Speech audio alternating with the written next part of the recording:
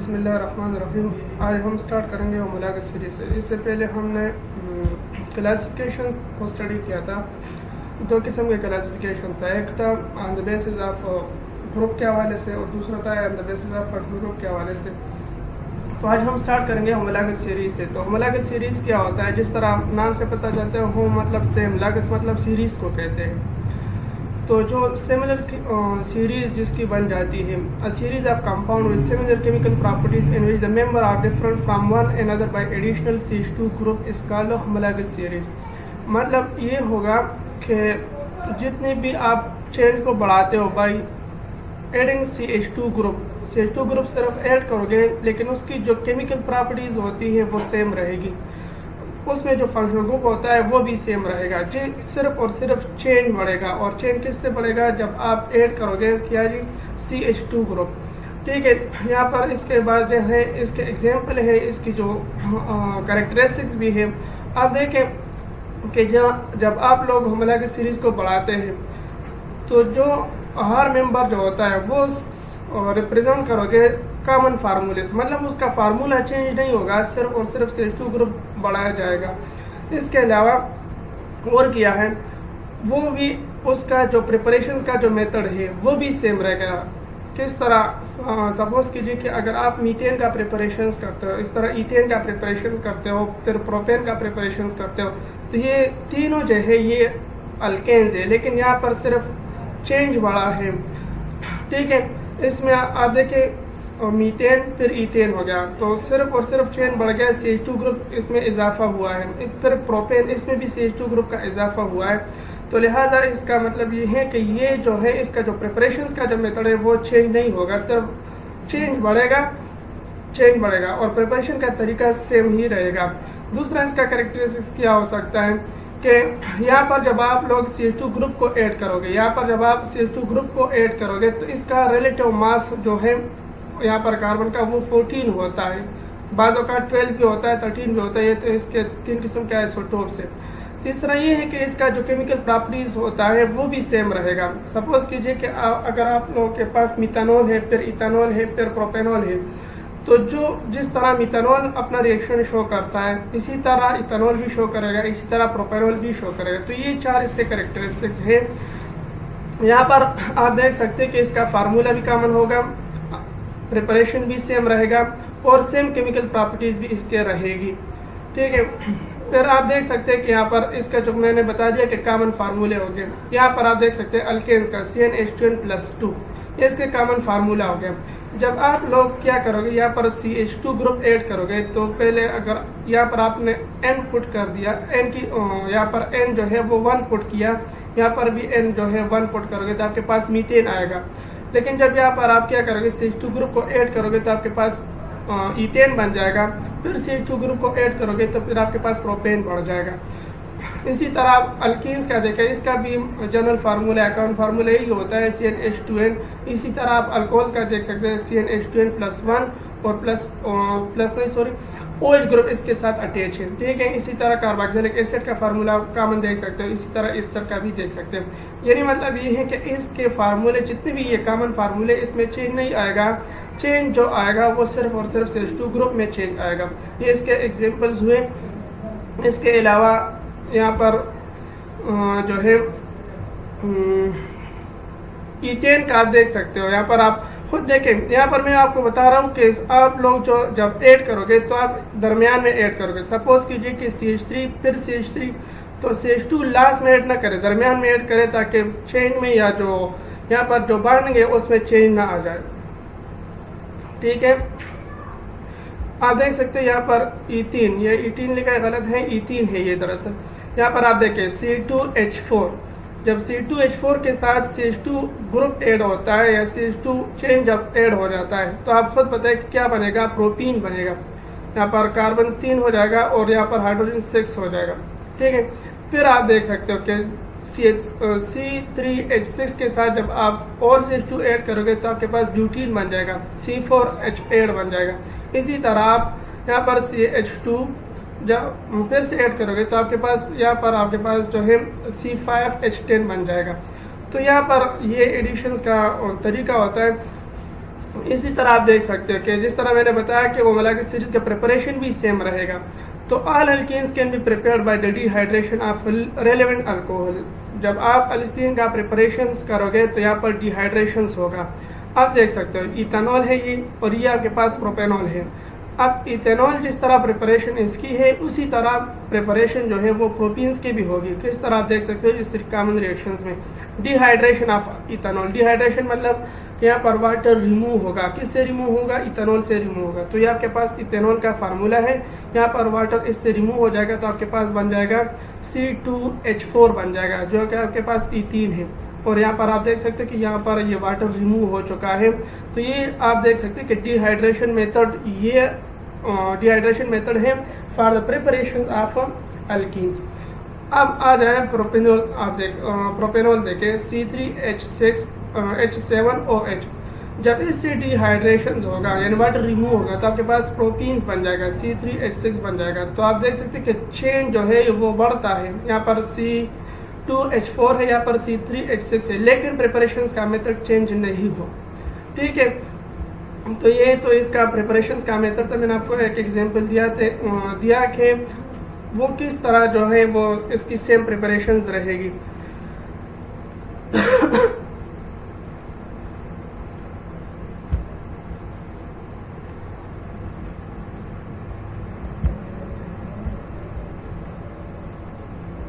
इसके बाद है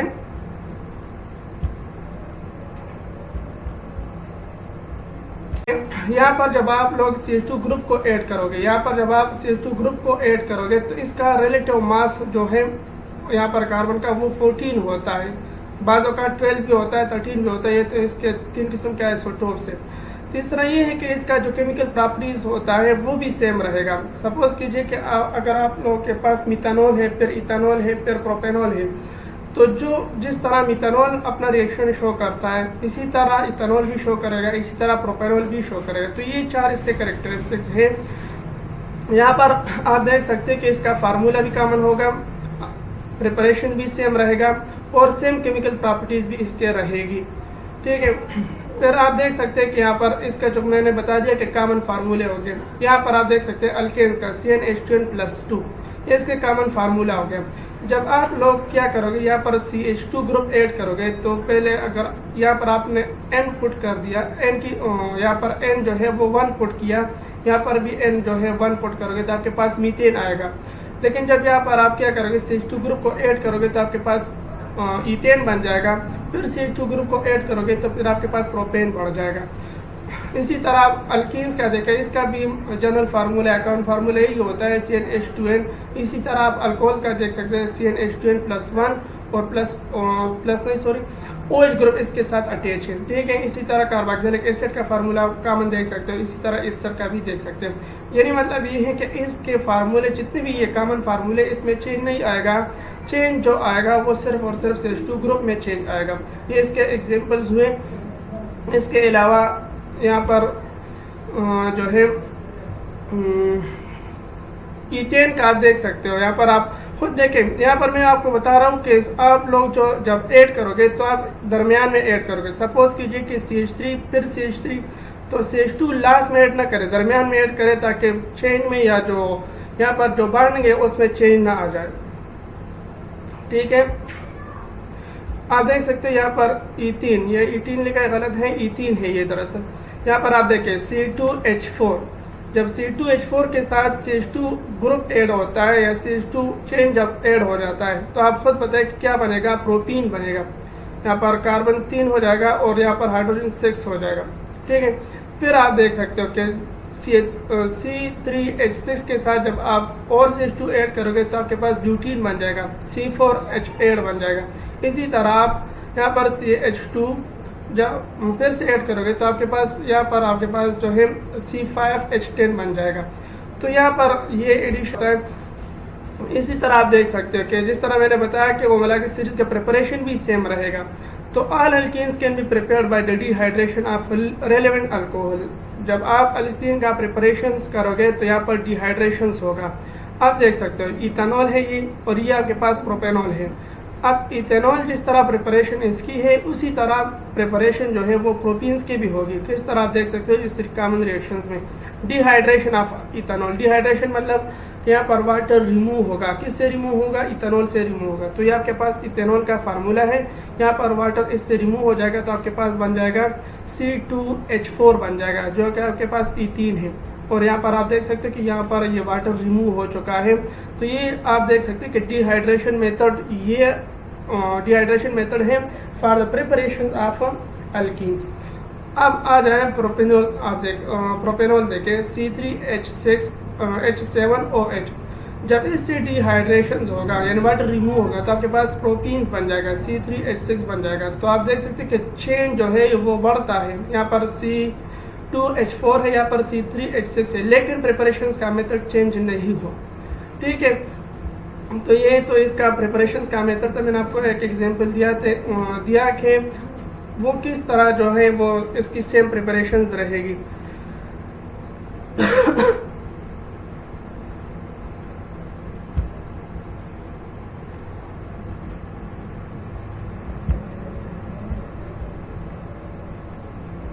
इसके बाद है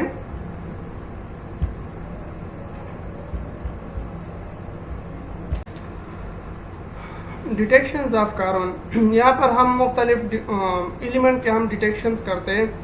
मैंने आपको बताया था कि ऑर्गेनिक कंपाउंड जो है वो hydrocarbon, study of hydrocarbon and their derivatives. Organic compound किसे कहते हैं? स्टडी ऑफ हाइड्रोकार्बन को और उसके डेरिवेटिव्स को। तो इसमें आप लोगों के पास कार्बन भी होगा, हाइड्रोजन भी होगा, और जब डेरिवेटिव्स बन जाते हैं तो ऑक्सीजन, नाइट्रोजन वगैरह वो भी आपके पास आ जाएंगे। तो आप लोग किस तरह डिटेक्शंस करोगे कि आया इसमें कार्बन मौजूद है या हाइड्रोजन मौजूद है या ऑक्सीजन मौजूद है? तो इसके लिए मुख्तलिफ टेस्ट होते हैं, डिटेक्शंस के मेथड्स होते हैं, तो हम वो पढ़ते हैं। तो पहला नंबर है डिटेक्शंस ऑफ कार्बन। जब हम डिटेक्शन ऑफ कार्बन करेंगे तो यहाँ पर आप देखें कि इस टेस्ट ट्यूब में आप लोग वो अननोन सब्सटेंस यानी ऑर्गेनिक सब्सटेंस इसमें डाल दें और इसके साथ जो है कॉपर ऑक्साइड ऐड करें। जब आप लोग वो ऑर्गेनिक कंपाउंड इसमें डाल दिया और कॉपर ऑक्साइड इसमें ऐड कर दिया तो इसको करोगे आप लोग हीट।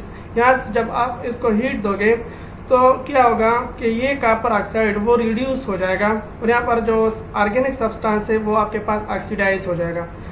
ठीक है, जब आपके पास ऑक्सीडाइज हो जाएगा तो आप पर नीचे मैंने रिएक्शंस लिखा है, ये कॉपर ऑक्साइड था और अगर इसी ऑर्गेनिक कंपाउंड में अगर कार्बन मौजूद था, अगर यहाँ पर मैंने लिखा है अगर कार्बन मौजूद था तो कॉपर ऑक्साइड और कार्बन का आपस में रिएक्शन हो जाएगा तो आपके पास क्या बनेगा? कॉपर बनेगा और यहाँ पर आपके पास कार्बन डाइऑक्साइड बनेगा। तो आपको पता है कि कार्बन डाइऑक्साइड गैस है तो ये यहाँ पर आ जाएगा, इस साइड पर आ जाएगा।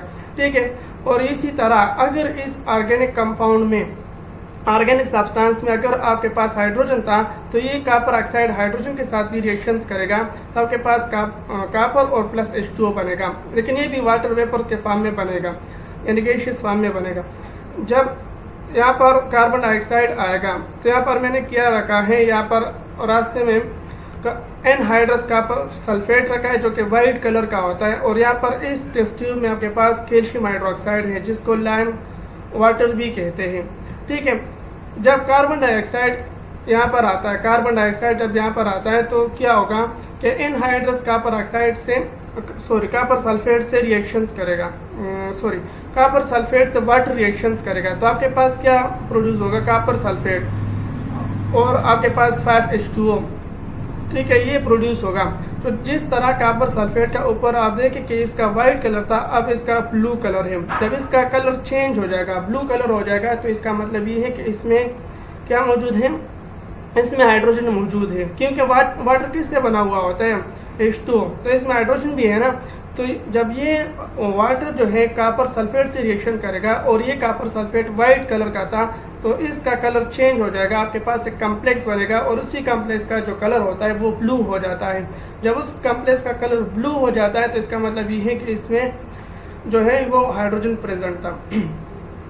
आप देख सकते हैं जिस तरह में, और यहाँ पर जब कार्बन डाइऑक्साइड आएगा तो ये इसके साथ रिएक्शन तो नहीं करेगा कॉपर सल्फेट से। तो यहाँ पर मैंने क्या रखा है, यहाँ पर मैंने कैल्शियम हाइड्रोक्साइड रखा है, कैल्शियम हाइड्रोक्साइड। जब कार्बन डाइऑक्साइड यहाँ पर आएगा तो ये आप देख सकते हो कि ये इसके साथ रिएक्शंस करेगा इसको लाइम वाटर भी कहते हैं। कार्बन डाइऑक्साइड और लाइम वाटर का आपस में रिएक्शन हो जाएगा, कैल्शियम कार्बोनेट प्रोड्यूस होगा और प्लस H2O प्रोड्यूस होगा।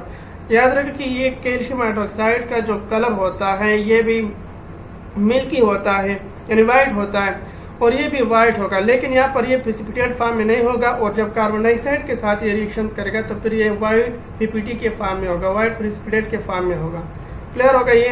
तो आप देख सकते जब ये आपके पास वाइट PPT के फॉर्म में हुआ तो आप देख सकते हैं कि इसमें कार्बन मौजूद है, ये वाला कार्बन। इस कार्बन की वजह से यानी कार्बन डाइऑक्साइड की वजह से ये वाइट PPT में कन्वर्ट हुआ। तो जब इसका आप देख सकते हो इसका जब कलर ब्लू हो जाता है तो इसका मतलब ये कि इसमें हाइड्रोजन प्रेजेंट है, और जब इसका कलर वाइट हो लेकिन PPT के फॉर्म में हो, प्रेसिपिटेट के फॉर्म में हो, तो फिर इसका मतलब है कि इसमें कार्बन डाइऑक्साइड मौजूद है। PPT किसे कहते हैं? The unsolvable content in a solution. PPT का मतलब है precipitate. The unsolvable content in a solution is called precipitate. ठीक है, ये तो आपके पास कार्बन और हाइड्रोजन का डिटेक्शन हो गया। अब हम पढ़ते detection of nitrogen and halogen and sulphur. जब हम इन तीनों का डिटेक्शंस पढ़ेंगे तो इन तीनों के लिए इस तरह, जिस तरह ऊपर मैंने आपको बताया कि इसका डिटेक्शन हम इस तरीके से करेंगे, लेकिन इसका डिटेक्शन आमतौर पर नहीं हो सकता इसी तरीके से। नाइट्रोजन का हो सकता है, लेकिन फिर हेलोजन का, सल्फर का इस तरह पॉसिबल नहीं है। हो सकता है लेकिन मुश्किल है। तो इसके लिए किसकी ज़रूरत होगी? इसके लिए लिसाइन सोल्यूशन की प्रिपरेशन की ज़रूरत होगी। पहले हम इन तीनों को जब हम डिटेक्ट करेंगे तो पहले हमें चाहिए लिसाइन सोल्यूशन। तो आप देख सकते हैं कि लिसाइन सोल्यूशन हम किस तरीके से प्रिपेयर करेंगे। तो मैंने लिखा है, हेडिंग लिखा है प्रिपरेशन ऑफ लिसाइन सोल्यूशन। अब देखें कि यहाँ पर आपके पास ये टेस्ट ट्यूब नहीं होगा, फ्यूजन ट्यूब आप लोगे। फ्यूजन ट्यूब स्मॉल सा ट्यूब होता है और इसमें आप सोडियम मेटल को ऐड करोगे। सोडियम मेटल आपको पता होना चाहिए कि सॉलिड फॉर्म में होता है, सिल्वरी कलर का होता है। तो यहाँ पर आप इसको ऐड करोगे, लेकिन फ्यूजन ट्यूब आधे से ज़्यादा इसमें न डालें सोडियम मेटल। ठीक है, आपको पता होना चाहिए कि सोडियम मेटल जो है ये तो एक हाईली रिएक्टिव है, और दूसरी कि ये एक एक्सोथर्मिक रिएक्शन शो करता है, तो फिर आपको मसला पैदा हो सकता है। तो लिहाजा आप लोग जो है टेस्ट ट्यूब आधे से ज़्यादा न भरें। ठीक है, ये आप लोगों ने सोडियम मेटल इसमें डाला और इसको आप लोगों ने हीट किया, लेकिन ये उस तक आप लोग हीट करोगे कि जब ये फ्यूजन ट्यूब रेड हॉट हो जाएगा, बिल्कुल सुर्ख हो जाएगा इसका जो कलर, इतना ज़्यादा इसको हीट दोगे। आप लोगों ने इस टेस्ट ट्यूब को हाई हीट किया, मतलब ये रेड हॉट बन गया। इसमें आपके पास जो ये था सोडियम मेटल वो मेल्ट हो जाएगा। ठीक है, जब वो मेल्ट होगा तो ये मेल्टेड जो सोडियम है, ये यहाँ पर चाइना डिश में वाटर है, ये चाइना डिश है और इसमें वाटर है, तो इसमें आप इसको डिप करोगे। जब आप लोग इसमें डिप करोगे तो ये फ्यूजन ट्यूब जो है वो ब्रेक हो जाएगा। ठीक है, इसका स्मॉल सा टुकड़े हो जाएगा, और इसमें जो मेल्टेड सोडियम है वो भी वाटर के साथ मिक्स हो जाएगा। तो जो ये मेल्टेड सोडियम है और प्लस वाटर, इसका जो सोल्यूशन है इसको आप लोग फिल्टर करोगे। फिल्टर क्यों करोगे? क्योंकि यहाँ पर इसमें जो है स्मॉल टुकड़े हैं, ठीक है, ग्लास के, तो इसको आप फिल्टर करोगे। जब आप लोगों ने इसको फिल किया तो सोडियम और वाटर का जो सोल्यूशन बनता है इसको कहते हैं लिसाइन सोल्यूशन। फिर से आप सुने, आप देखें कि यहाँ पर आप फ्यूजन ट्यूब ले लें, फिर इसमें सोडियम मेटल डालें, उसको आप काफ़ी हीट दे दें ताकि वो बिकम रेड हॉट। जब वो आपके पास बिल्कुल सुर्ख हो जाएगा, और फिर इसमें वाटर में डिप करें। जब वाटर में आप लोग डिप करोगे तो फिर आप इसको मेल्टेड फॉर्म जो है इसका सोडियम का, तो इसका आप फिल्टर करें, और जो फिल्टर है ये आपके पास लिसाइन सोल्यूशंस बन जाएगा। तो ये तो बन गया लिसाइन सोल्यूशन। अब हम डिटेक्शंस करेंगे कि हम मुख्तलिफ डिटेक्शन कर सकते हैं। आप देखिए यहाँ पर मैंने नाइट्रोजन का स्टार्ट किया है, सोडियम प्लस ऑर्गेनिक सब्सटेंस, ये तो आपके पास वो लिसाइन सोल्यूशन हुआ। अब देखें कि यहाँ पर लिसाइन सोल्यूशन में तो सोडियम है, अगर यहाँ पर इस ऑर्गेनिक कंपाउंड में अगर नाइट्रोजन प्रेजेंट है प्लस कार्बन, ये सिर्फ नाइट्रोजन नहीं हो सकता, प्लस कार्बन भी होगा, क्योंकि आपको पता होना चाहिए कि हाइड्रोकार्बन्स भी होगा, सिर्फ नाइट्रोजन तो नहीं हो सकता। तो ऑर्गेनिक कंपाउंड है, इसमें कार्बन भी ज़रूर होगा। तो ये जो लिसाइन सोल्यूशन का जो सोडियम है ये नाइट्रोजन के साथ रिएक्ट करके आपके पास सोडियम साइनाइड बनेगा। इसको जब आप हीट दोगे तो ये आपके पास सोडियम साइनाइड बनेगा। अगर इस ऑर्गेनिक कंपाउंड में अगर आपके पास हेलोजन है, एक्स से रिप्रेजेंट किया जाता है, यानी यहाँ पर आपके पास क्या होगा, क्लोरीन, फ्लोरीन, ब्रोमीन, आयोडीन होगा। तो यहाँ पर आपके पास अगर यहाँ पर आपके पास हेलोजन है तो आपके पास सोडियम हेलाइड बनाएगा, और अगर आपके पास सल्फर है तो ये लेसाइन सोल्यूशन के साथ रिएक्शंस करके आपके पास सोडियम सल्फाइड बनेगा। ठीक है, अब क्या होगा, जब आप लोगों ने सोडियम साइनाइड ये वाला रिएक्शंस ये वाला प्रोडक्ट जब बन गया तो इसको आप फर्दर रिएक्शंस करवाओगे किससे, आयरन सल्फेट से। अगर आप लोगों ने आयरन सल्फेट से इसका रिएक्शंस कर दिया तो ये जो रिएक्शन है ये डबल डिस्प्लेसमेंट रिएक्शन इसको कहते हैं। तो ये सल्फेट जो है ये सोडियम के साथ आ जाएगा और ये साइनाइड जो है ये इस आयरन के साथ आ जाएगा, यानी डिस्प्लेसमेंट हुआ। तो आप यहाँ पर आपके पास आयरन साइनाइड बनेगा और यहाँ पर आपके पास सोडियम सल्फेट बनेगा। फिर आप देख सकते हैं कि ये सोडियम साइनाइड ये वाला, यानी ये वाला तो यूज़ हो चुका है, यहाँ पर आपके पास काफ़ी ज़्यादा प्रोडक्ट होगा ये वाला। तो ये आपके पास 1:3 इसका आप उठाएगा और इसके साथ रिएक्शंस करेगा, बाकी तो है। तो फिर सोडियम साइनाइड और आयरन साइनाइड का आपस में रिएक्शंस करवाए तो आपके पास क्या बनेगा, सोडियम आयरन साइनाइड बनेगा। ठीक है, फिर क्या करोगे, आप इस तरीके से भी कर सकते हो, आप सोडियम साइनाइड और आयरन सल्फेट काफ़ी मिकदार में ले लें, और ये भी आपके पास एक डायरेक्ट स्टेप में भी हो सकते हैं। ये 2 स्टेप में मैंने करवाया है, ये डायरेक्ट स्टेप में भी हो सकता है। तो आपके पास सोडियम फेरोसाइनाइड बनेगा, कलर चेंज हो जाएगा, ब्लू कलर हो जाएगा। तो इसका मतलब ये है कि इसमें क्या मौजूद है, इसमें हाइड्रोजन मौजूद है, क्योंकि वाटर किससे बना हुआ होता है, H2O, तो इसमें हाइड्रोजन भी है ना। तो जब ये वाटर जो है कॉपर सल्फेट से रिएक्शन करेगा और ये कॉपर सल्फेट वाइट कलर का था तो इसका कलर चेंज हो जाएगा, आपके पास एक कम्प्लेक्स बनेगा और उसी कम्प्लेक्स का जो कलर होता है वो ब्लू हो जाता है। जब उस कम्प्लेक्स का कलर ब्लू हो जाता है तो इसका मतलब ये है कि इसमें जो है वो हाइड्रोजन प्रेजेंट था। आप देख सकते हैं जिस तरह में, और यहाँ पर जब कार्बन डाइऑक्साइड आएगा तो ये इसके साथ रिएक्शन तो नहीं करेगा कॉपर सल्फेट से। तो यहाँ पर मैंने क्या रखा है, यहाँ पर मैंने कैल्शियम हाइड्रोक्साइड रखा है, कैल्शियम हाइड्रोक्साइड। जब कार्बन डाइऑक्साइड यहाँ पर आएगा तो ये आप देख सकते हो कि ये इसके साथ रिएक्शंस करेगा, इसको लाइम वाटर भी कहते हैं। कार्बन डाइऑक्साइड और लाइम वाटर का आपस में रिएक्शन हो जाएगा, कैल्शियम कार्बोनेट प्रोड्यूस होगा और प्लस H2O प्रोड्यूस होगा।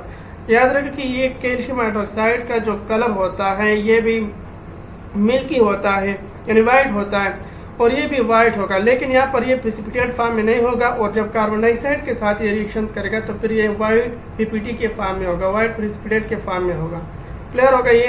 तो आप देख सकते जब ये आपके पास वाइट PPT के फॉर्म में हुआ तो आप देख सकते हैं कि इसमें कार्बन मौजूद है, ये वाला कार्बन। इस कार्बन की वजह से यानी कार्बन डाइऑक्साइड की वजह से ये वाइट PPT में कन्वर्ट हुआ। तो जब इसका आप देख सकते हो इसका जब कलर ब्लू हो जाता है तो इसका मतलब ये है कि इसमें हाइड्रोजन प्रेजेंट है। और जब इसका कलर वाइट हो लेकिन PPT के फॉर्म में हो, प्रेसिपिटेट के फॉर्म में हो, तो फिर इसका मतलब है कि इसमें कार्बन डाइऑक्साइड मौजूद है। PPT किसे कहते हैं, the unsoluble content in a solution. PPT का मतलब है precipitate, the unsoluble content in a solution is called precipitate. ठीक है, ये तो आपके पास कार्बन और हाइड्रोजन का डिटेक्शन हो गया। अब हम पढ़ते detection of nitrogen and halogen and sulphur. जब हम इन तीनों का डिटेक्शंस पढ़ेंगे तो इन तीनों के लिए इस तरह, जिस तरह ऊपर मैंने आपको बताया कि इसका डिटेक्शन हम इस तरीके से करेंगे, लेकिन इसका डिटेक्शन आमतौर पर नहीं हो सकता इसी तरीके से। नाइट्रोजन का हो सकता है लेकिन फिर हेलोजन का, सल्फर का इस तरह पॉसिबल नहीं है, हो सकता है लेकिन मुश्किल है। तो इसके लिए किसकी ज़रूरत होगी, इसके लिए लेसाइन सोल्यूशन की प्रिपरेशन की ज़रूरत होगी। पहले हम इन तीनों को जब हम डिटेक्ट करेंगे तो पहले हमें चाहिए लेसाइन सोल्यूशंस। तो आप देख सकते हैं कि लेसाइन सोल्यूशन हम किस तरीके से प्रिपेयर करेंगे। तो मैंने लिखा, हेडिंग लिखा है प्रिपरेशन ऑफ लेसाइन सोल्यूशन। अब देखें कि यहाँ पर आपके पास ये टेस्ट ट्यूब नहीं होगा, फ्यूजन ट्यूब आप लोगे। फ्यूजन ट्यूब स्मॉल सा ट्यूब होता है और इसमें आप सोडियम मेटल को ऐड करोगे। हम किस तरीके से प्रिपेयर करेंगे, तो मैंने लिखा, हेडिंग लिखा है प्रिपरेशन ऑफ लेसाइन सोल्यूशन। अब देखें कि यहाँ पर आपके पास ये टेस्ट ट्यूब नहीं होगा, फ्यूजन ट्यूब आप लोगे। फ्यूजन ट्यूब स्मॉल सा ट्यूब होता है और इसमें आप सोडियम मेटल को ऐड करोगे। सोडियम मेटल आपको पता होना चाहिए कि सॉलिड फॉर्म में होता है, सिल्वरी कलर का होता है। तो यहाँ पर आप इसको ऐड करोगे, लेकिन फ्यूजन ट्यूब आधे से ज़्यादा इसमें न डालें सोडियम मेटल। ठीक है, आपको पता होना चाहिए कि सोडियम मेटल जो है ये तो एक हाईली रिएक्टिव है और दूसरी कि ये एक एक्सोथर्मिक रिएक्शन शो करता है। तो फिर आपको मसला पैदा हो सकता है। तो लिहाजा आप लोग जो है टेस्ट ट्यूब आधे से ज़्यादा न भरें, ठीक है। ये आप लोगों ने सोडियम मेटल इसमें डाला और इसको आप लोगों ने हीट किया, लेकिन ये उस तक आप लोग हीट करोगे कि जब ये फ्यूजन ट्यूब रेड हॉट हो जाएगा, बिल्कुल सुर्ख हो जाएगा इसका जो कलर, इतना ज़्यादा इसको हीट दोगे। आप लोगों ने इस टेस्ट ट्यूब को हाई हीट किया, मतलब ये रेड हॉट बन गया।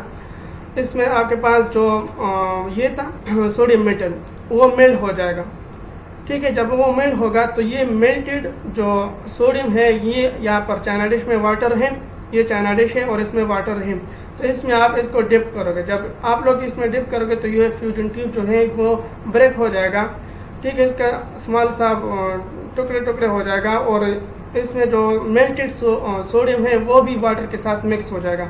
तो जो ये मेल्टेड सोडियम है और प्लस वाटर, इसका जो सोल्यूशन है इसको आप लोग फिल्टर करोगे। फिल्टर क्यों करोगे? क्योंकि यहाँ पर इसमें जो है स्मॉल टुकड़े हैं, ठीक है, ग्लास के, तो इसको आप फिल्टर करोगे। जब आप लोगों ने इसको फिल किया तो सोडियम और वाटर का जो सोल्यूशन बनता है इसको कहते हैं लिसाइन सोल्यूशन। फिर से आप सुने, आप देखें कि यहाँ पर आप फ्यूजन ट्यूब ले लें, फिर इसमें सोडियम मेटल डालें, उसको आप काफ़ी हीट दे दें ताकि वो बिकम रेड हॉट। जब वो आपके पास बिल्कुल सुर्ख हो जाएगा और फिर इसमें वाटर में डिप करें। जब वाटर में आप लोग डिप करोगे तो फिर आप इसको मेल्टेड फॉर्म जो है इसका सोडियम का, तो इसका आप फिल्टर करें और जो फिल्टर है ये आपके पास लिसाइन सोल्यूशंस बन जाएगा। तो ये तो बन गया लिसाइन सोल्यूशन। अब हम डिटेक्शंस करेंगे कि हम मुख्तलिफ डिटेक्शन कर सकते हैं। आप देखिए यहाँ पर मैंने नाइट्रोजन का स्टार्ट किया है, सोडियम प्लस ऑर्गेनिक सब्सटेंस, ये तो आपके पास वो लिसाइन सोल्यूशन हुआ। अब देखें कि यहाँ पर लिसाइन सोल्यूशन में तो सोडियम है, अगर यहाँ पर इस ऑर्गेनिक कंपाउंड में अगर नाइट्रोजन प्रेजेंट है प्लस कार्बन, ये सिर्फ नाइट्रोजन नहीं हो सकता, प्लस कार्बन भी होगा, पर इस ऑर्गेनिक कंपाउंड में अगर नाइट्रोजन प्रेजेंट है प्लस कार्बन, ये सिर्फ नाइट्रोजन नहीं हो सकता, प्लस कार्बन भी होगा। क्योंकि आपको पता होना चाहिए कि हाइड्रोकार्बन्स भी होगा, सिर्फ नाइट्रोजन तो नहीं हो सकता, तो ऑर्गेनिक कंपाउंड है इसमें कार्बन भी ज़रूर होगा। तो ये जो लिसाइन सोल्यूशन का जो सोडियम है ये नाइट्रोजन के साथ रिएक्ट करके आपके पास सोडियम साइनाइड बनेगा। इसको जब आप हीट दोगे तो ये आपके पास सोडियम साइनाइड बनेगा। अगर इस ऑर्गेनिक कंपाउंड में अगर आपके पास हेलोजन है, एक्स से रिप्रेजेंट किया जाता है, यानी यहाँ पर आपके पास क्या होगा, क्लोरीन, फ्लोरीन, ब्रोमीन, आयोडीन होगा। तो यहाँ पर आपके पास अगर यहाँ पर आपके पास हेलोजन है तो आपके पास सोडियम हेलाइड बनाएगा, और अगर आपके पास सल्फर है तो ये लिसाइन सोल्यूशन के साथ रिएक्शंस करके आपके पास सोडियम सल्फाइड बनेगा, ठीक है। अब क्या होगा, जब आप लोगों ने सोडियम साइनाइड ये वाला रिएक्शंस ये वाला प्रोडक्ट जब बन गया तो इसको आप फर्दर रिएक्शंस करवाओगे किससे, आयरन सल्फेट से। अगर आप लोगों ने आयरन सल्फेट से इसका रिएक्शंस कर दिया तो ये जो रिएक्शन है ये डबल डिस्प्लेसमेंट रिएक्शन इसको कहते हैं। तो ये सल्फेट जो है ये सोडियम के साथ आ जाएगा और ये साइनाइड जो है ये इस आयरन के साथ आ जाएगा, यानी डिस्प्लेसमेंट हुआ। तो आप यहाँ पर आपके पास आयरन साइनाइड बनेगा और यहाँ पर आपके पास सोडियम सल्फेट बनेगा। फिर आप देख सकते हैं कि ये सोडियम साइनाइड ये वाला, यानी ये वाला तो यूज़ हो चुका है, यहाँ पर आपके पास काफ़ी ज़्यादा प्रोडक्ट होगा ये वाला। तो ये आपके पास 1:3 इसका आप उठाएगा और इसके साथ रिएक्शंस करेगा, बाकी तो है। तो फिर सोडियम साइनाइड और आयरन साइनाइड का आपस में रिएक्शंस करवाए तो आपके पास क्या बनेगा, सोडियम आयरन साइनाइड बनेगा, ठीक है। फिर क्या करोगे, आप इस तरीके से भी कर सकते हो, आप सोडियम साइनाइड और आयरन सल्फेट काफ़ी मिकदार में ले लें, और ये भी आपके पास एक डायरेक्ट स्टेप में भी हो सकते हैं। ये 2 स्टेप में मैंने करवाया है, ये डायरेक्ट स्टेप में भी हो सकता है। तो आपके पास सोडियम फेरोसाइनाइड बनेगा। तो इसके बाद जब ये डबल डिस्प्लेसमेंट रिएक्शंस हुआ ये वाला, ठीक है, तो इसका आपके पास एक कम्प्लेक्स बनेगा, ये वाला फाइनली आपके पास एक कम्प्लेक्स बनेगा। कब? लेकिन जब हम सोडियम साइनाइड का और आयरन साइनाइड का जब आपस में रिएक्शंस कर रहे हो तो आपके पास ये कम्प्लेक्स बनेगा। ये आपके पास 2 स्टेप में ये कम्प्लेक्स बन गया, लेकिन ये आपके पास एक स्टेप में भी हो सकता है। जब आप काफ़ी मिकदार में, तो आप लोगों ने सोडियम साइनाइड 1:3 लिया, जब आप लोग ज़्यादा ये 6 लोगे, मतलब ये रिएक्शन आप बैलेंस करें तो आपको पता चल जाएगा। ये ऊपर वाला थोड़ा मिकदार में थोड़ा कंसनट्रेशन के साथ लिया है और ये ज़्यादा कंसनट्रेशन के साथ। अब देखें सोडियम साइनाइड का आप रिएक्शंस करवाओ आयरन सल्फेट से, तो आपके पास एक कम्प्लेक्स बनेगा सोडियम फेरोसाइनाइड और सोडियम सल्फेट बनेगा। सोडियम फेरोसाइनाइड का रिएक्शंस आप लोग फिर से करवाएं किससे, आयरन क्लोराइड से। जब आप लोग इसका रिएक्शन आयरन क्लोराइड से करवाओगे तो आपके पास बनेगा ब्लूइश ग्रीन कलर का सॉल्यूशंस बनेगा, जो कि आपके पास एक कॉम्प्लेक्स है फेरिक फेरोसाइनाइड बनेगा। इसका नाम क्या होगा, फेरिक फेरोसाइनाइड इसका नाम है इस कॉम्प्लेक्स का। जब ये कॉम्प्लेक्स बनेगा तो इस कॉम्प्लेक्स का कलर ब्लूइश ग्रीन सॉल्यूशन होगा, जिसको प्रूशियन ब्लू भी कहते हैं। और आपके पास बाई प्रोडक्ट सोडियम क्लोराइड भी बनेगा। तो जब इस किस्म का कलर प्रोड्यूस होगा तो इसका मतलब ये कि इसमें नाइट्रोजन प्रेजेंट है। ठीक है, बाकी डिटेक्शंस रहते हैं वो हम करेंगे बाद में, परसों हम करेंगे, परसों क्लासेस में हम करेंगे।